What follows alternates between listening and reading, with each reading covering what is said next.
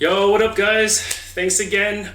Today is a special day. I'd like to announce that today, well, not today, but yeah, yesterday actually, I hit 100 subs on my YouTube, which is like mind blowing to me because when I first started this channel, it was back in like whatever doing Epic 7, and that was just a mobile game, unrelated to the point, but the my channel has grown so much through Digimon, and I just want to say thank you to you guys and thank you to all the other content creators that honestly have supported me and helped me. And I just wanted to give a shout out to RideMyAvatar actually for today's video. He's the inspiration for today's video because today I'll be listing my top 5 Digimon cards up until now that we've been able to actually play. So I wish I could get into the deep into like BT7 and all that stuff, but we're gonna keep it to limited BT6, not even going into classic. So for today, let's start off with my first card. Boom, Shine Greymon. I've already talked about this guy a lot.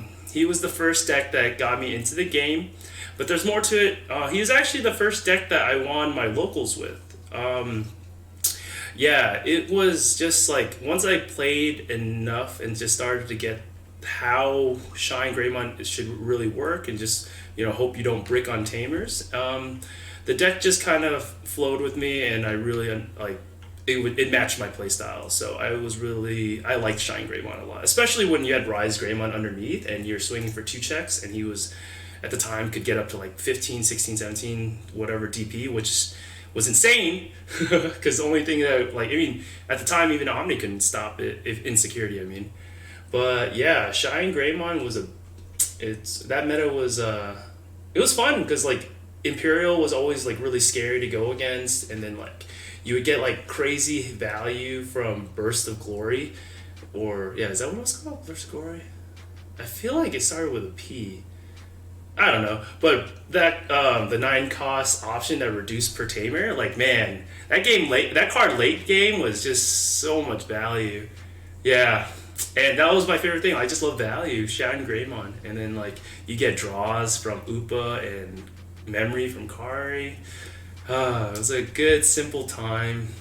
But, obviously people got better and the deck became less oppressive, and then like Rookie Rush was still just scary as fuck. Alright, let's move on to the second card on the list. We have Yellow Wargrey. This is one of my favorite cards still.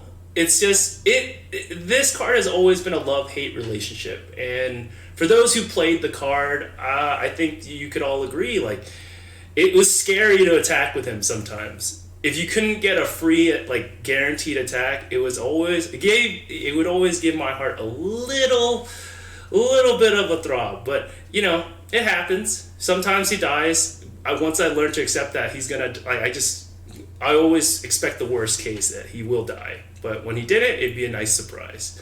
But when he doesn't die, oh man, is this man oppressive. Like he pretty much doesn't allow you to play Digimon that are under 6k.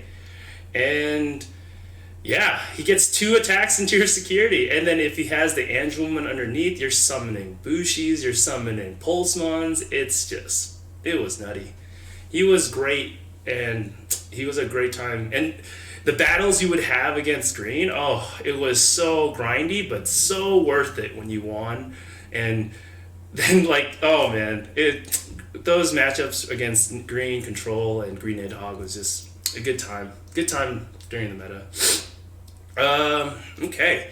But during the BT4 format, there was another card that I'll show you right now.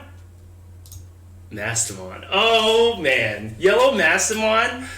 Oh, when George made the Yellow Mastemon list and he topped multiple events with it, I was so ecstatic to try the deck. Because ever since I first saw Massimon, I was like, man, how do I use this? How do I use this? And I tried it in purple, and it worked, but it wasn't like great. And then out of nowhere, George just comes out with this deck, and I was like, oh man, this is like the first time I pretty much copied his deck and then tweaked like maybe like a rookie or two, because I was just like, man, this deck just made sense. You ran Millie as your top end, and I was just like, oh, Millie gets around literally like the Valders of the game, like the really big bodies like Omnis if we couldn't get over it.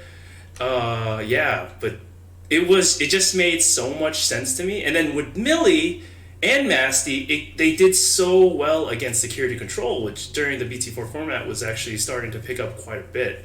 So this deck, oh man, I even remember the first time I actually brought it to a tournament. I played against George himself in a Guy Force Gaming tournament, and I was just like, bro, you're my inspiration for, I mean, you are the creator. It was just like, oh, it was such a good moment. Such a good moment for Digimon, and I think just getting to actually meet the guy who built the deck, it was just like, man, it's nice to meet like a smart, good player and just watch him play. And honestly, he won that tournament, and he beat me. But good games, always good games.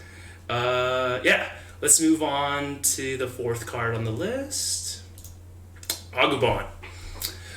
Agumon Bond of Bravery.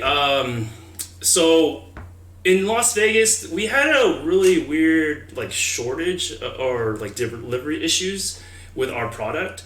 So we didn't get our stuff right away, except for this one store who was selling like pre-release packs because they couldn't host a tournament because they didn't have space.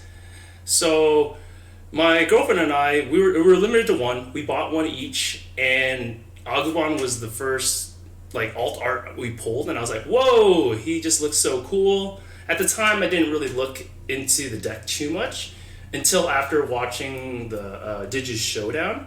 I was like, man, okay, I can see why they're talking about Agavon is underplayed in the Japanese format, and that like people are only focused on Gabumon. So I tinkered with the deck a lot, and I had some good success with the deck. I won one locals with my Agavon Control, which was like a red and yellow mix. But yeah, it's still very good. The fact that you can, you put your opponent to one security, and it's pretty much like you're in a checkmate position if they summon any Digimon, and you have an Agumon raising with enough memory to go into the Agavon, which, I mean, obviously Gabu can pretty much do the same kind of thing, but, red was just a little more, spoke out to me a little more because I like the removal options in your security. And yeah, it's still one of my favorite decks to play. Yeah, not much more I can say. The art also just looks awesome. So, yeah. All right. And the last, I'm pretty sure y'all have guessed it, but it's Lord Knight. Too many good memories with this card. It's definitely the deck that's given me the most success competitively. It's won me the most, or it's placed me the highest in any tournament, in any regional I've ever done. I've seen success with it in BT6 in 2 separate occasions where I played it in a tournament. I won both. Both times were undefeated, which is pretty awesome. And the only thing is, like, I don't know if it's had a real true test. I played almost every deck against it, but not in tournament. However, I haven't played against Jesmon, which, how oppressive Jesmon can be. But regardless, Lord Knightmon, what a card. The ability to drop a rookie or a warrior from your hand, it's just like, oh man. The fact that you can summon a free level 5 that has a pretty good on-play ability, and the all turns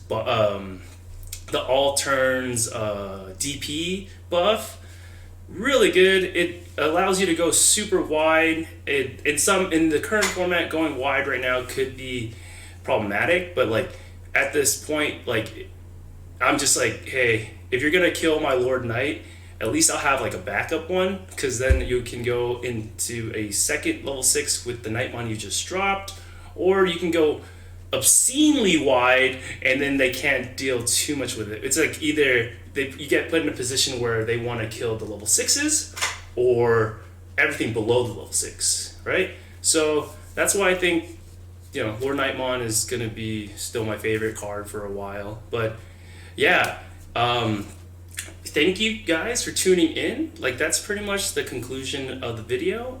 Definitely check out RideMyAvatars, because man, when he was talking about his experiences, it just shows how this game has affected us all so differently. And before I head out, I do want to I'm gonna challenge, I know it's kind of weird to do a challenge, but I'm gonna challenge Izzy Cruz to do this challenge as well, and Digi-Panda and Jodobbi, if they haven't already. So I hope to see videos from you guys, and peace.